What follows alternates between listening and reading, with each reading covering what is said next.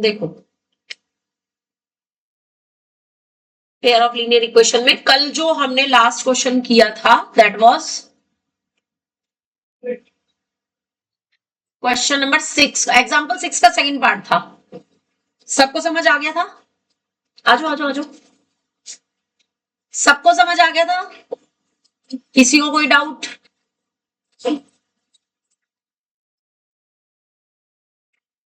चलिए आगे शुरू करो। मैंने कल आपको ना एक्सरसाइज 3.6 के कुछ क्वेश्चंस दिए थे, तो उसके क्वेश्चंस जरा मैं डिस्कस कर रही हूँ and we will start from question number 4 last part से। ठीक है, रिवर्स ऑर्डर में चलेंगे। एक्सरसाइज 3.6 क्वेश्चन नंबर 4, बुक सबके पास है, बुक ओपन कर लो। Question number 4, you have to find the value of K. Find the value of K for which the system has no solution, जिसके लिए सिस्टम का कोई भी सॉल्यूशन ना हो। ठीक है, जिससे पूछूंगी सिर्फ वो बताएगा। ठीक, यशिता, नो सॉल्यूशन की कंडीशन क्या है?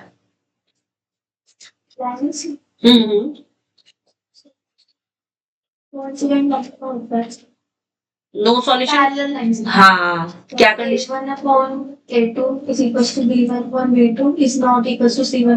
बिल्कुल सही। A1/A2 is equals to B1/B2 not equals to C1/C2। अब तुम्हें मैं बताती हूँ इसको याद रखने का तरीका। नो सॉल्यूशन है तो C1/C2 में नॉट इक्वल होगा, और अगर इनफाइनाइटली मैनी सॉल्यूशन है तो C1/C2 में इक्वल होगा, और अगर A1 A2 ही आपस में इक्वल नहीं है तो यूनिक सॉल्यूशन। हाँ, एक और चीज, अब मैं सुबह इसको शिवम को बता रही थी, आप फॉर्मूला नोटबुक निकालो। जो मैंने आपको परपेंडिकुलर लाइंस का लिखवाया था ना, परपेंडिकुलर लाइंस के लिए मैंने आपको पहचान बताई थी, बस याद है कि दो लाइंस परपेंडिकुलर कब होती है? क्या पहचान थी? देखो उसकी पहचान क्या थी कि दो इक्वेशन में जो x का कोफिशिएंट होगा, पहले सब लोग समझ लो, लिखने की जल्दी मत करो। पहली इक्वेशन में x का जो कोफिशिएंट है वो दूसरे वाली इक्वेशन में किसका कोफिशिएंट होता है? y का होता है, राइट?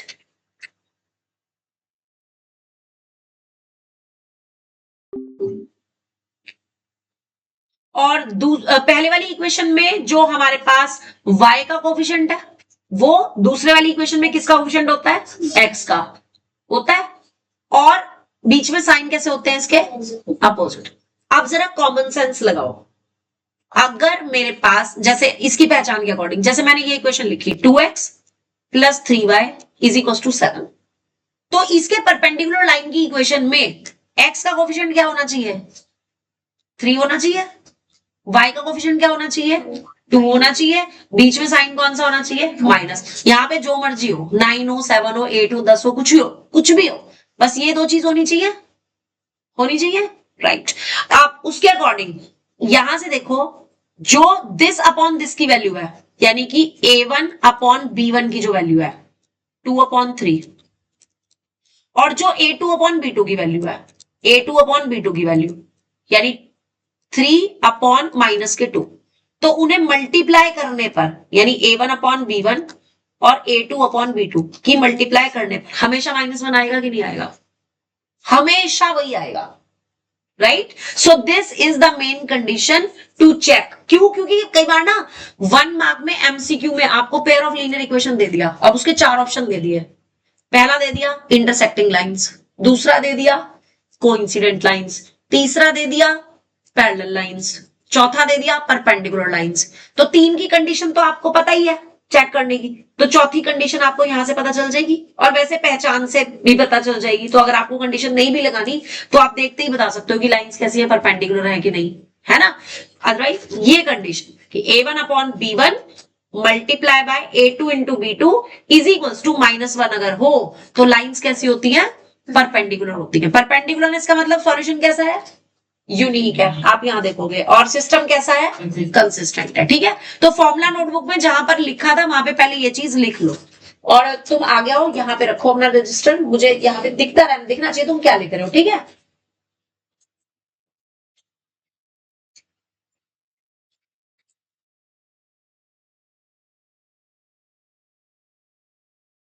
A1/B1 इंटू A2, ये तुमने तो लिखा हुआ शिवम, सुबह लिखा था, ठीक है।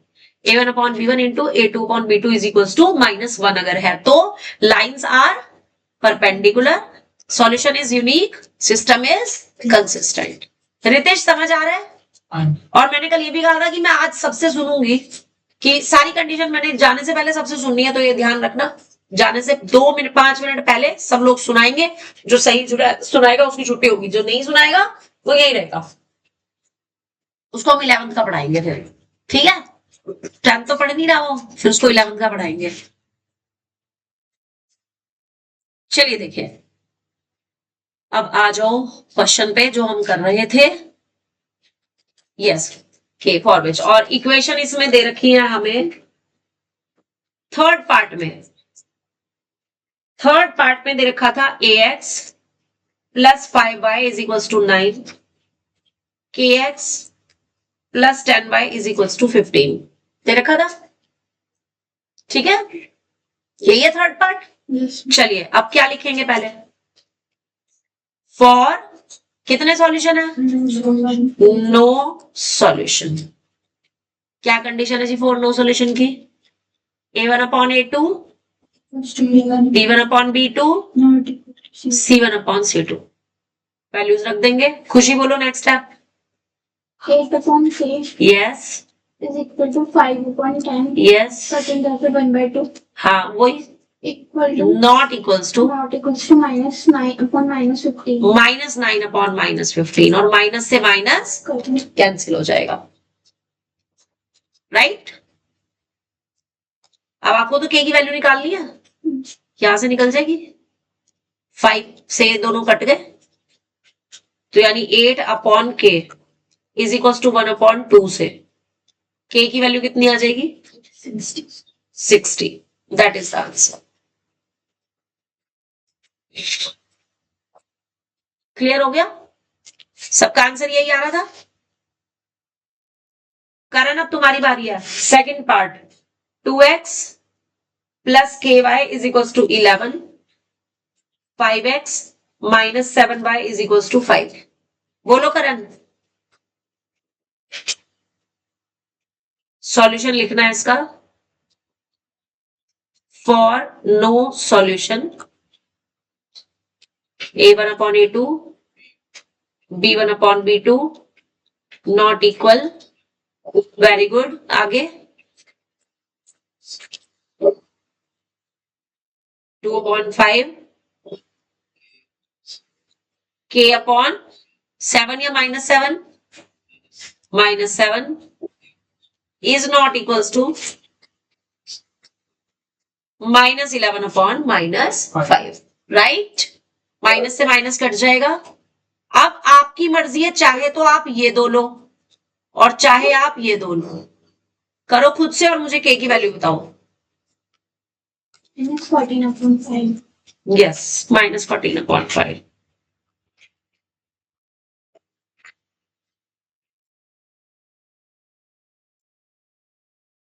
ठीक है, वो दोनों लेकर तो नॉट वैल्यू आएगी ना। हाँ उसमें नॉट आएगी, अगर आप ये दो लोगे तो नॉट इक्वल्स टू की आएगी, तो ये नॉट वाला लेना ही मत, क्योंकि के की वैल्यू पूछ रहा है वो, ठीक है। तो के की वैल्यू आएगी इन दोनों से क्रॉस मल्टीप्लाई करके, यानी ये 7 जो है इधर चला जाएगा मल्टीप्लाई में, तो -14 हो गया और अपॉन में 5। रितेश लिख लिया, खुल के जरा देख इसमें कहां तक लिखा है, क्रॉस मल्टीप्लाई करके लाइन क्या लिखी है रितेश, के इज इक्वल टू क्या लिखा है, क्रॉस मल्टीप्लाई करी होगी ना, क्या लाइन लिखी है,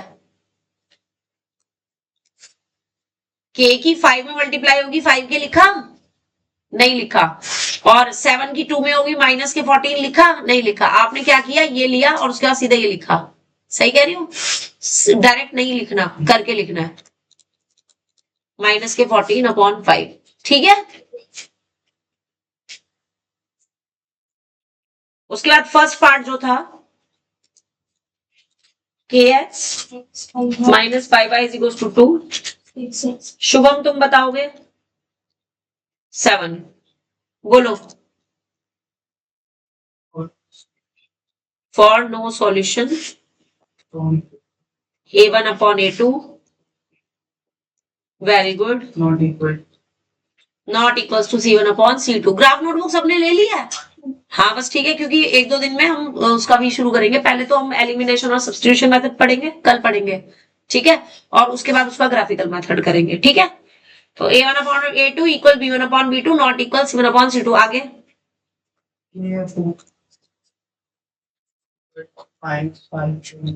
बिल्कुल सही. नॉट इक्वल टू माइनस आगे माइनस काट दिया. इसको सॉल्व करना है, जहां पे इक्वल है वहां से क्या लिखोगे?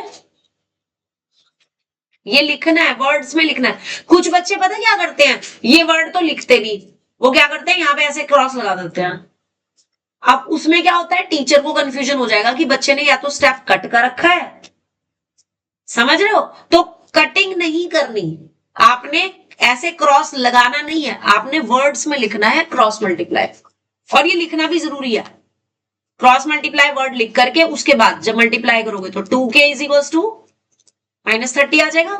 तो k की वैल्यू कितनी आ जाएगी? -15. That is the answer. Okay. Question number 3. Question number 3 में आपको k की वैल्यू निकालनी थी. हाँ अभी इसमें बड़ा ध्यान से करना. किसके? 4th question.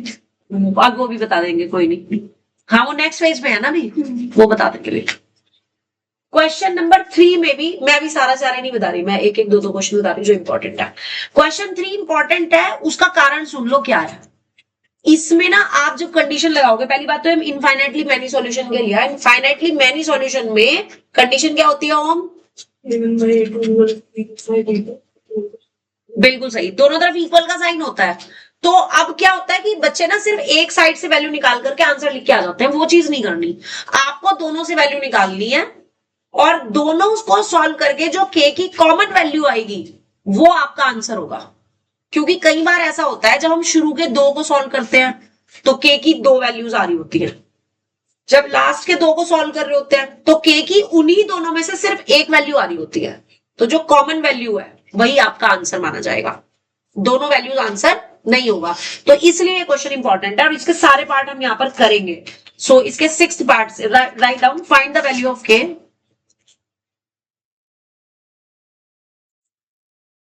for which the system of given equations have infinitely many solutions. Infinitely many solutions है, कंडीशन से. सादिक बोलो क्या लिख. पहले 1 मिनट रुक जा. 6th पार्ट में क्वेश्चन लिख लू मैं पहले. x plus k plus 1y is equal to 4 और k plus 1x plus 9y is equal to 5k plus 2. बोलो. For infinitely many solutions words में लिखना है. अब बोलो. Right is equals to right value बोलो.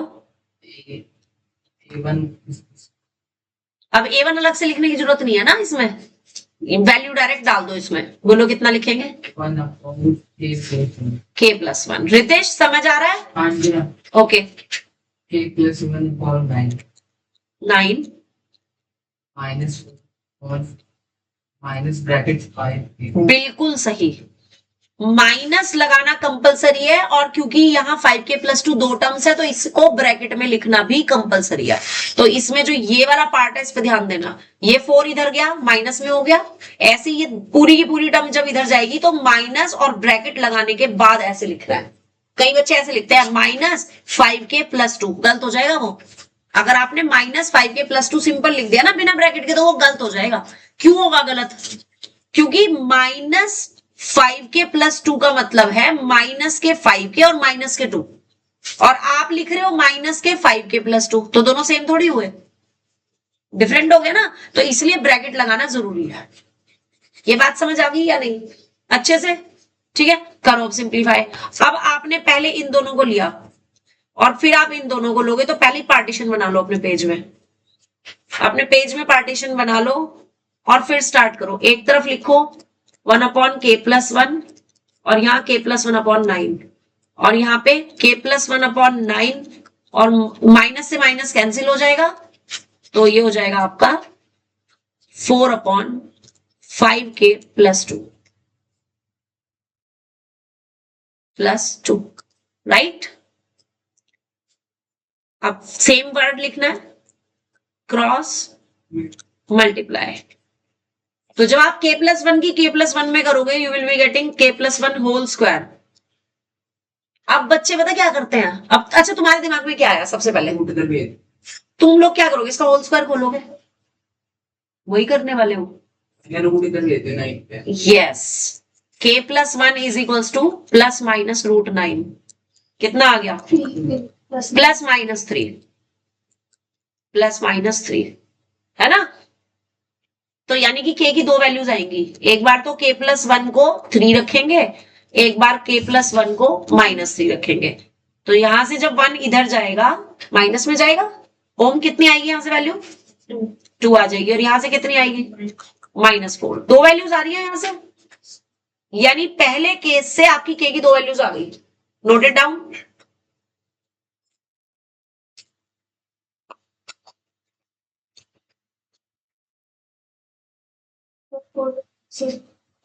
सेम आएंगे, मैं वैसे बता रही हूँ, ध्यान रखा करो। अगर आपको स्क्वायर दे रखा है तो दूसरी साइड देख लो, अगर वो भी स्क्वायर है तो taking square root on both side, calculation छोटी हो जाएगी और कुछ नहीं है। ठीक है, हाँ जी, यहां पर भी क्रॉस मल्टीप्लाई। पुलकित बोलो बेटे। हाँ, इधर बोलो, लेफ्ट में के वाली साइड ना हमेशा लेफ्ट में लिखनी है, क्योंकि के निकालना है आपने। k+1 5k+2 दोनों को ब्रैकेट में लिखना कंपलसरी है, क्योंकि दोनों की मल्टीप्लाई कर। k+1 k+1 कॉमन कैसे आ जाएगा? 5k+2 5k+2 में से k कॉमन आ ही नहीं सकता। 5k और 2 दोनों अलग अलग टर्म्स हैं, तो इनमें से कुछ भी कॉमन नहीं आ सकता। ऐसी k+1 इन दोनों में से कुछ भी कॉमन नहीं आ सकता, तो आपको सिर्फ मल्टीप्लाई ही करनी पड़ेगी, और कोई वो है ही नहीं, चारा ही नहीं है ना।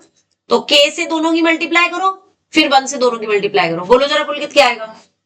5k² 2k+2 प्लस 2k, उसके बाद अब 1 से मल्टीप्लाई करो दोनों की, 5k प्लस 2, और इज इक्वल्स टू 36 आ जाएगा। समझ आ गया? अब इसमें ये 2k और 5k लाइक टर्म्स हैं, तो क्या आ जाएगा? 7 और ये 36 इधर जाएगा माइनस में, तो -34 इज इक्वल्स टू 0। अब आपको इसे स्प्लिटिंग द मिडिल टर्म से सॉल्व करना होगा। 9th क्लास में सीखा था स्प्लिटिंग द मिडिल टर्म, और 9th छोड़ो, अभी तुमने अभी भी किया है चैप्टर 2 में पॉलिनोमियल्स में, find the zeros and verify the relation वाले क्वेश्चन बहुत सारे किए हैं, है ना। समझ लेगी वही क्वेश्चन बन गया। क्या करते हैं उसके लिए बताया था कुछ पहले, 5 और 34 की क्या होगी? मल्टीप्लाई। तो 5 और 34 की मल्टीप्लाई करके क्या आएगा? 170। अब ऐसे दो नंबर जिन्हें मल्टीप्लाई करने में तो 170 आ रहा हो, और कांस्टेंट से पहले साइन कौन सा है? माइनस, तो माइनस करने पर क्या आनी चाहिए? मिडिल टर्म आनी चाहिए, यानी कि 7 आना चाहिए। 17 और 10 बिल्कुल सही, दो नंबर बड़े आराम से आ गए। 17 और 10 मल्टीप्लाई करते हैं 170, और 17 में से 10 को माइनस करते हैं तो क्या आ जाता है? 7। ये लिखो पहले, राइट साइड में ये लिखो। नेक्स्ट टाइम ऑनवर्ड सबके पास हॉरिजॉन्टल रजिस्टर होने चाहिए, जैसे एग्जामिनेशन शीट्स होती हैं। क्यों? क्योंकि आपका हाथ उसी हिसाब से सेट रहेगा पेपर में। फिर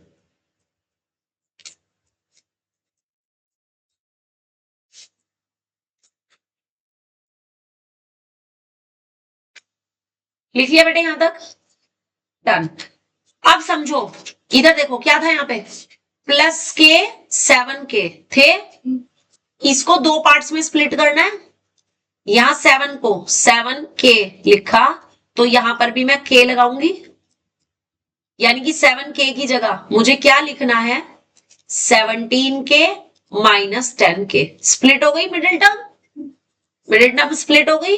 उसके बाद ये माइनस का 34 एज इट इज, और ये प्लस का 5k स्क्वायर भी एज इट इज। लिखने का तरीका समझ आ गया, नोट इट डाउन।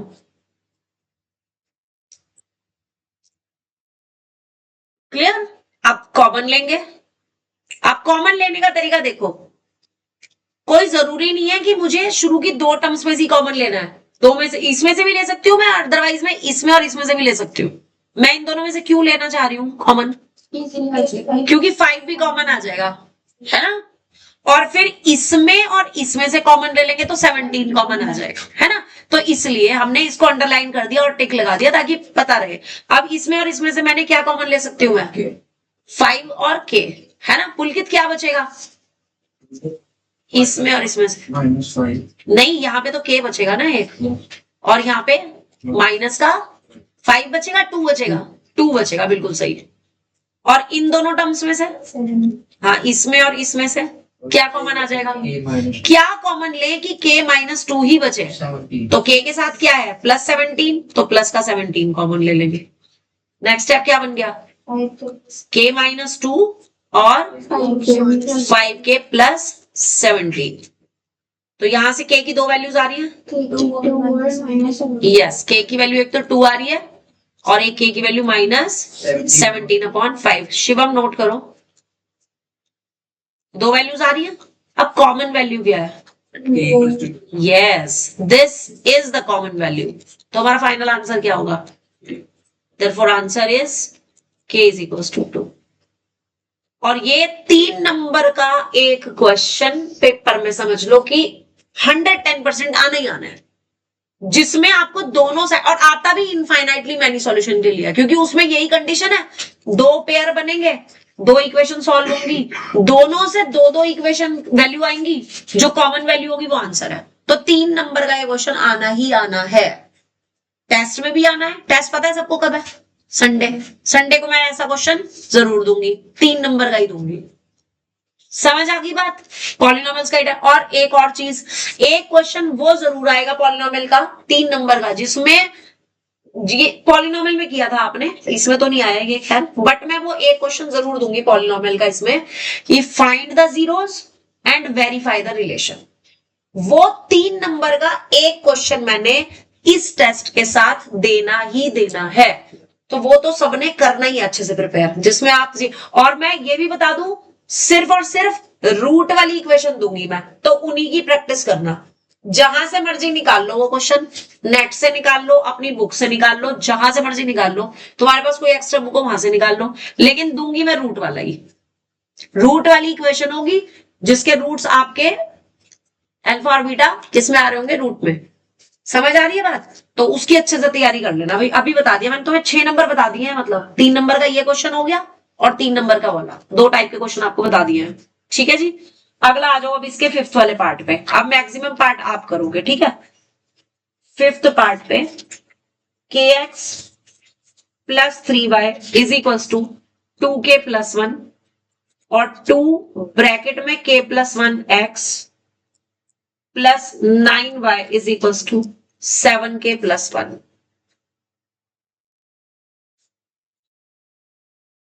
एक काम करो, इसमें ना इक्वेशन में ऐसे लिखना 3y + kx, ऐसे लिखो क्वेश्चन को, ताकि जो चीज मैं तुम्हें समझाना चाह रही हूँ ना, वो इसी क्वेश्चन में ही समझा सकूं।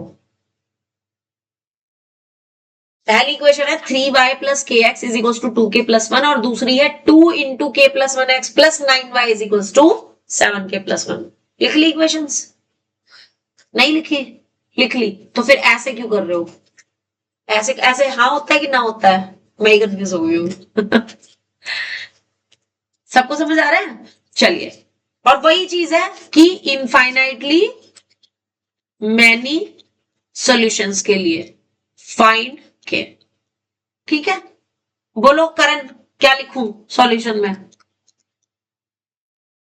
अरे ये ना लिखो फॉर इनफाइनाइटली मेनी सॉल्यूशन, वो तो क्वेश्चन लिखा है। हाँ हाँ, अच्छा नॉट इक्वल्स टू होता है इनफाइनाइटली मेनी में, बहुत बढ़िया। हाँ, C1/C2। इसके बाद एग्जैक्टली मैं यही चाह रही थी कि बच्चा बस यही पे गलती करे। यही कारण था, यही कारण था इस इक्वेशन को चेंज करने का, यही कारण था। और तुम्हारे से पूछने का भी यही कारण था, क्योंकि मैं टेस्ट में भी ऐसी करूंगी। मैं पहले ही बता रही हूं, टेस्ट में भी ऐसी होगा, उल्टे पुल्टे मिलेंगे आपको। कांस्टेंट टर्म पहले मिल रही है, एक्स वाली लास्ट में मिल रही है, वाई वाली बीच में मिल रही है, कहीं पे भी। तो आपको दिमाग में रखना है पहले किसका कोफिशिएंट लेना है, एक्स का। अब ऊपर एक्स का कोफिशिएंट क्या है, के, और नीचे 2k+1। तो यहाँ पे A1/A2 की जगह क्या आएगा, यस, k/2 ब्रैकेट में k+1। अब आप तो हाईलाइट तो कर नहीं सकते यहाँ पे, तो आपने क्या करना है, सर्कल कर लेना है इन टर्म्स को। लाइक आपने ऐसे किया, ऐसे किया और ऐसे किया, तो आपको पता चल जाएगा कि इन दोनों से आपका पहले वाला रेशो आएगा, राइट।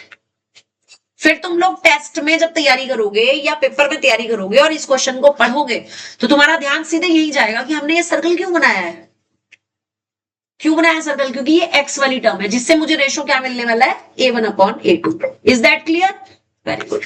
आगे बोल अब करण।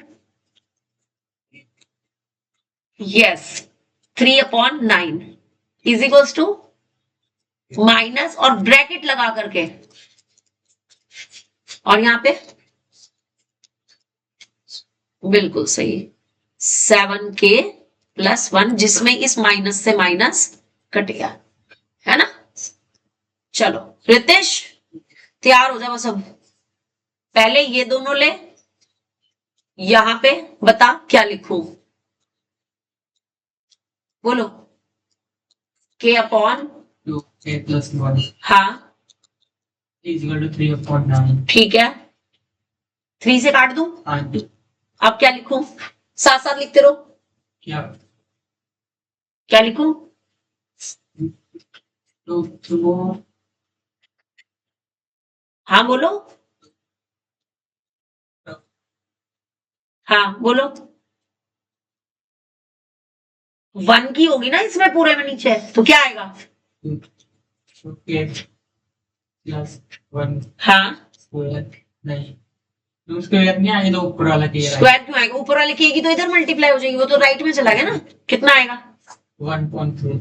1/3 क्यों आएगा, क्रॉस मल्टीप्लाई का मतलब होता है, देखो क्रॉस मल्टीप्लाई का मतलब समझो पहले क्या चीज है, समझो।